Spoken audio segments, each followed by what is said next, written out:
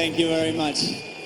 I'm incredibly nervous too. This is not a usual situation for me, but I want to emphasize how huge of an honor it is to be here in this building today, and especially holding this mic in such an incredible night.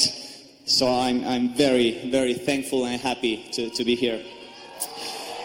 I wanted to talk about a couple of things that made TD great too, but they're not that common to hear about. Everybody knows how big of a player, the super duper star plus that he was. Everybody knows that. I just want to talk about how tough of a competitor he was. Many of the games in which he struggled for his standards, which was probably a 26-10. He was very upset because maybe he missed a big shot, maybe he was not as sharp as he wanted to, and so many times he came to the huddle and said, "That's on me, guys. This is my loss.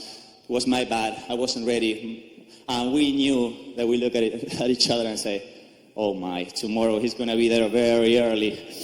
He's going to be very early there. So next morning he would get his headphones, get into the gun, the rebounding and passing machine, and shoot there for hours. Right-handed hook, free throw, banker, up fake, dribble, shoot, and you go there early to do treatments because you were tired, and the guy was there shooting and showing everybody else how it's done. And then the other thing that was coming for sure, it was an unbelievable night. He was really a tough competitor, and you guys can tell looking up there at all the rings and banners we got hanging there. Yeah. The other one was, on the other hand, he was so competitive, but he never held anybody else accountable for losses or bad games. So I'm going to talk about him as a teammate.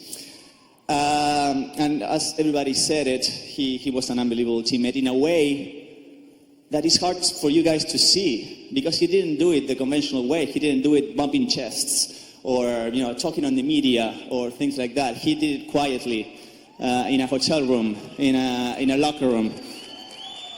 It's true. As Tony said it, the first couple of years for us was tough. Bob was putting us through a lot of mental tests. He was the one always being ready to give you a hug, a pat in the head. So many pats in the head, you know what happened up there.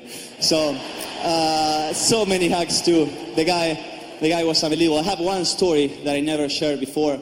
It was 2006 playoffs in Sacramento. We were up 2-1. And Bob designed a play. I had to finish the game. We were tied. I not only messed that play up, I turned it over, but they ran on transition, they scored, and we lost. It was 2-2, and I was devastated. I was truly embarrassed to have turned the ball over like that, and it really hurt me. I wanted to vanish. I wanted to dig a hole in the floor and just hide there forever. So I went to my room. I hid there. I didn't want to talk to anybody, so I turned the phone off, and the hotel room started to ring. I said, I don't want to talk to anybody, so I ignored it. It started to ring again, so I picked it up and hang it. Third time, I hang it again. Fourth time, I unplugged it. I said, yeah, come find me now. But then, there was another one in the bathroom. By the fifth time, I go pick it up, I say, what?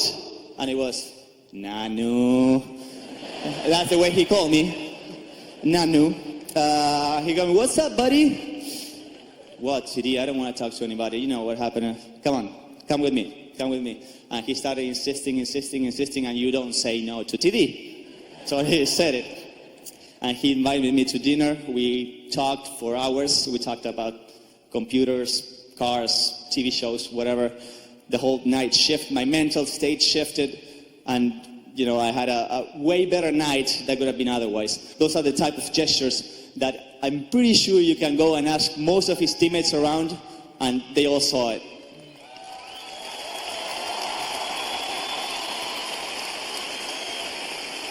So, since last year, we didn't quite have the opportunity to say goodbye because we didn't know he was going to retire. We thought he was going to play till 58, but he didn't.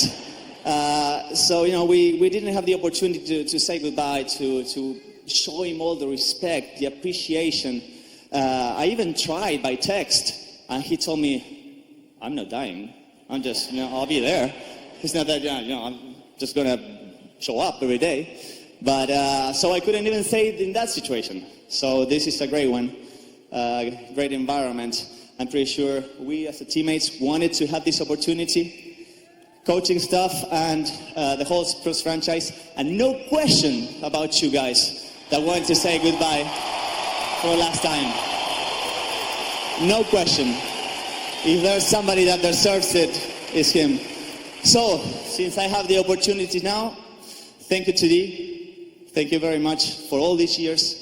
Thank you for the 4 rings I have in my home because of you. Thank you for making me better, making him better, and him, and everybody that ever played with you. So thank you very much, really appreciate it.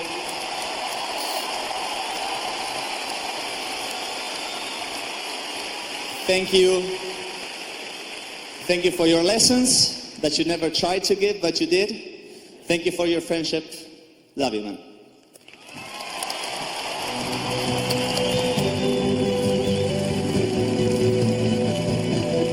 Thank you, Manu.